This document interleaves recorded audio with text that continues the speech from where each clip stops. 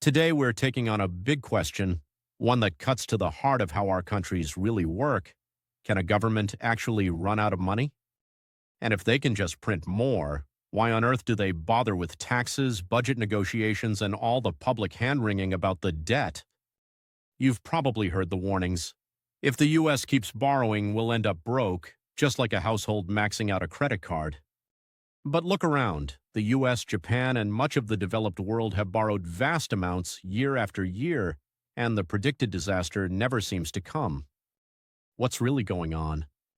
Enter modern monetary theory, or MMT, a radical way of thinking about government, money, and debt. It challenges almost everything we think we know about fiscal responsibility.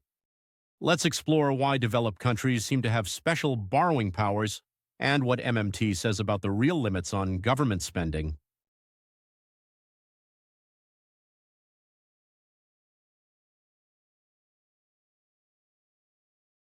Let's start with the traditional view. For decades, we've been told to think of the government like a giant family or business. The logic is simple.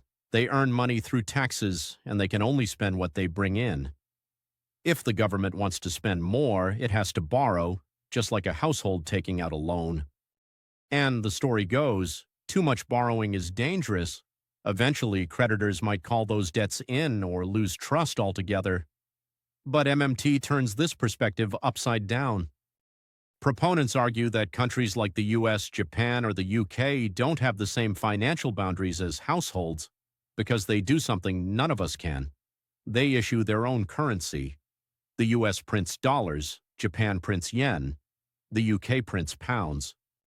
If they get a bill for $1 trillion, they can literally create more money to pay for it, as long as it's in their own currency. In this sense, they can never run out in the way your family or business can. So, how does that work in practice? According to Warren Mosler, one of the founding thinkers of MMT, governments don't need to collect taxes before they can spend. In fact, the process goes in the opposite direction. Here's the sequence. First, the government spends money into the economy, on salaries, contracts, benefits. These dollars, created with the stroke of a key at the central bank, start circulating. Only afterwards does the government tax some of that money back.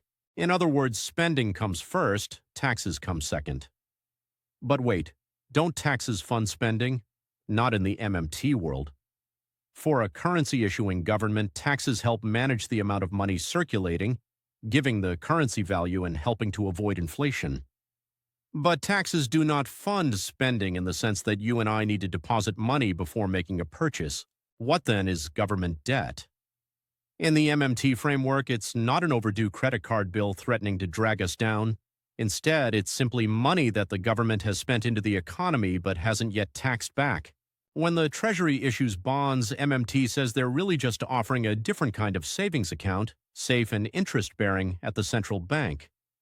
Far from being a financial emergency, it's more like providing a safe place for people or institutions to park their money. Issuing bonds becomes a policy tool, not a funding necessity. However, this approach triggers an obvious fear: runaway inflation. If governments can create unlimited money, what prevents a Weimar-style bonfire of banknotes? MMT addresses this too. The real risk isn't creating money in itself, but spending that pushes beyond the economy's productive capacity. If there are idle factories, unemployed workers, and resources sitting unused, new government spending can mobilize those assets without overheating prices.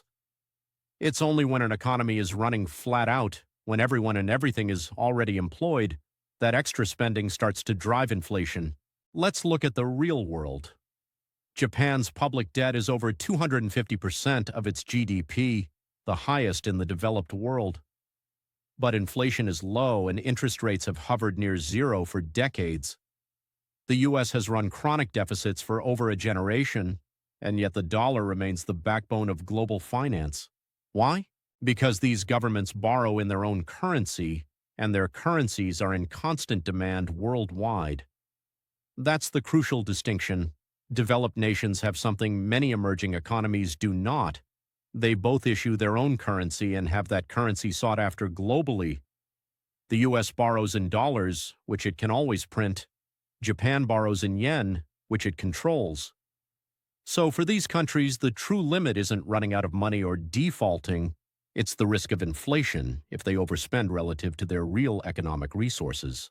Modern monetary theory is still a hot topic, full of debate, disagreement, and surprising implications.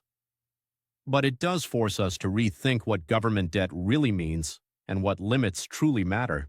Modern monetary theory is still a hot topic, full of debate, disagreement, and surprising implications. But it does force us to rethink what government debt really means and what limits truly matter. So perhaps the real question shifts from can we afford it to what are we spending for and are we using our resources wisely? So perhaps the real question shifts from can we afford it to what are we spending for and are we using our resources wisely? If you enjoyed this economic deep dive, hit like, subscribe, and jump into the comments. Is MMT a breakthrough or a false hope? Let's keep the discussion going. If you enjoyed this economic deep dive, hit like, subscribe, and jump into the comments. Is MMT a breakthrough or a false hope? Let's keep the discussion going.